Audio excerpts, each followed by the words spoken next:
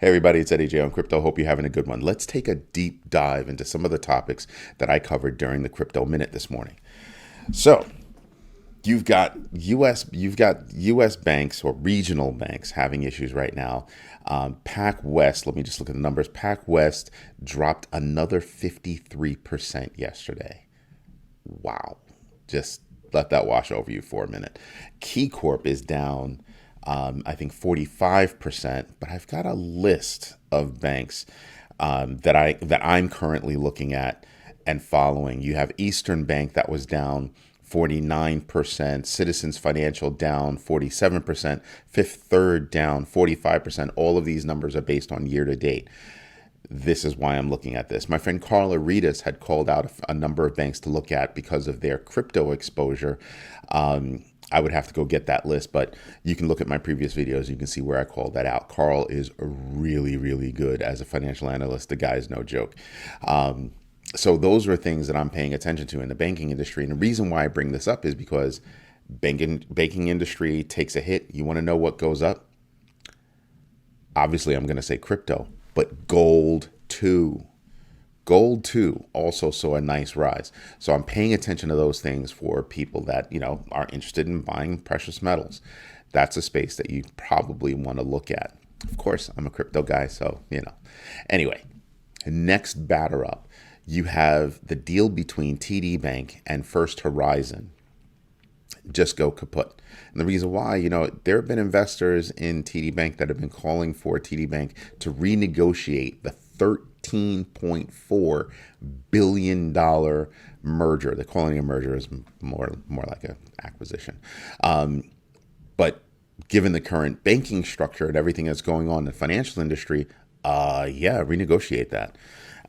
So they mutually terminated. We'll see what happens. But right now, First Horizon is down like 40-something%. So that's a major hit to that institution. So that's something to also pay attention to. On the heels of that, I was reading an article and it said that a year ago, the SEC was reviewing mandatory disclosures for hedge funds. And in that proposal, there was language in there that would have defined digital assets. They chose not to define digital assets as a term. Now, the significance of that is because had they defined digital assets as a term, that would have given importance to the crypto industry. And that's not what Gary Gensler wanted to do. When I look at that, it's just another sign that, you had the opportunity to, work with this burgeoning industry. Help them understand what the guidelines and rules, should be and how best to operate in this country. That would have been the right thing to do. Because of that, you have a lot of companies that are not just looking to do business offshore, but doing business offshore. I told you yesterday how Coinbase is going to be, offering new service, offshore to non-US based institutional investors. On the heels of that, you have Gemini that is doing the same thing with launching their derivatives platform for non-US institutional investors. Right now, they're keying in on the UK and Europe, but you have to say, what are they really doing? When a company goes international, what are they really doing? What they're really doing is they're saying, we're not sure about what's going on in the United States from a regulatory perspective, and we want to soften the blow should we have to exit the United States. So let's set up these revenue streams, build them up. So if something goes awry, we're still making money. That's what's going on. That's what is important in that statement. Until we fix our regulatory game, as they say, we're going to have a major problem. And I want you to think about this. Coinbase is the largest centralized exchange in the United States. It's not the only one, but it is the largest one. Should they exit this country, that's going to be a major problem. Major problem. And I'm not the only one that's thinking that, right? Also, speaking about Coinbase, they've decided to close out their Coinbase Borrow program as of May 10th. The Coinbase Borrow program was a program that enabled you to borrow up to $1 million, leveraging up to 30% of your Bitcoin holdings. There's little information on why they stopped that, but I can understand it. You look at your services every now and then and you see what's working for you, what's not working for you. You review your products and services and you go, okay, that's not working out for us. Let's stop it.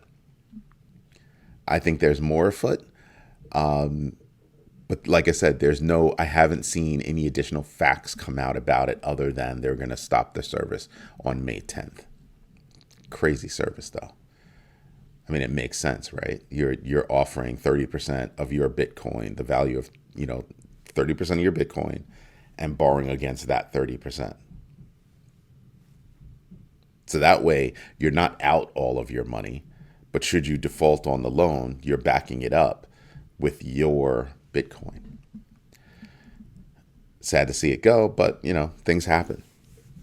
It's kind of nuts to see that. It really is kind of nuts. But you know what we should do? We should get into the numbers. So we don't need this one. I'm not looking at that right now.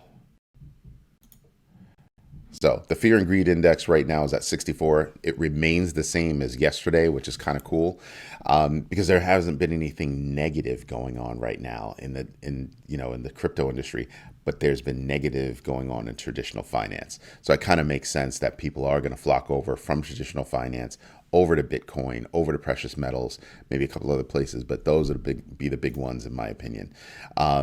Back up. TVL is back up to $66.21 billion. That's actually pretty cool. Let's see where the numbers take us. And again, we're still moving sideways within that green band. And you can see my green band by looking here at 31,580 and looking here at 26,530.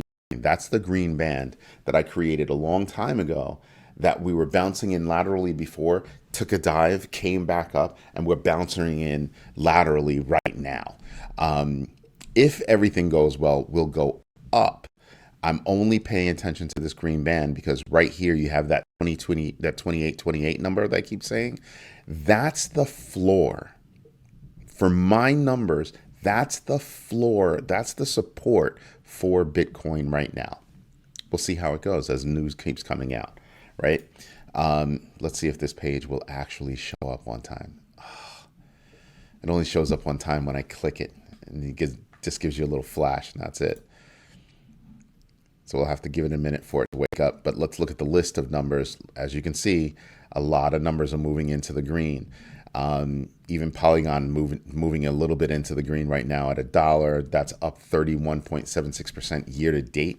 Still, that's less than half of what Bitcoin has done, almost just a little over half as to what Ethereum has done, but still really good numbers. 36% up for XRP at 46%, at 46 cents. I'm still looking for it to get back to that 50-cent mark, as well as I'm looking at Polygon to get back to that $1.12 mark that we were at a little while ago. Yes, I also know that we were at $1.50 something a few weeks ago, but I'm really looking at that $1.12 mark.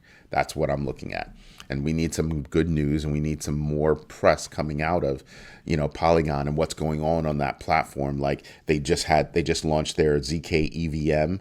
And then right after that, I think yesterday, they also launched the first NFT on that ZK EVM. So that's something big. So we'll see. We'll see how that goes. I'm still amazed that looking at Polygon and Solana side by side, one is a tried and true, solid project, and the other one falters. But the one that faltered is still up 124% on the year. nuts, nuts. Not hating on Solana. I'm just amazed. Really just amazed. I do want to pay attention to Cardano because Cardano has the habit of achieving a certain number and then going dormant for the rest of that time. And I'm sitting here and I'm going, we're in a dormant state right now for Cardano. And I'm waiting for that next pop because I that's a project I actually do believe in, most assuredly. Looking at Shiba Inu, it's dropped. It really has not done as well as I thought it would be. I thought it would do at the moment. I think hopefully it'll pick up toward the summertime. But we'll see. Doge is still hovering around, 7.9 cents, about 8 cents. That seems to be its lateral sweet spot. It is what it is. We'll see what happens. Did this come up yet? Yes, it did, finally. So you can see a big picture of Bitcoin at 29,265, Ethereum above that 1,900 mark that I keep talking about.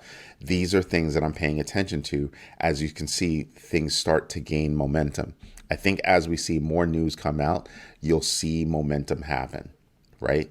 A few people ask me, how come I'm not talking about the Su coin and their $100 million, few $100 million, whatever it is, investment that they got to start that coin. And it's because I just don't believe in the project. I just don't.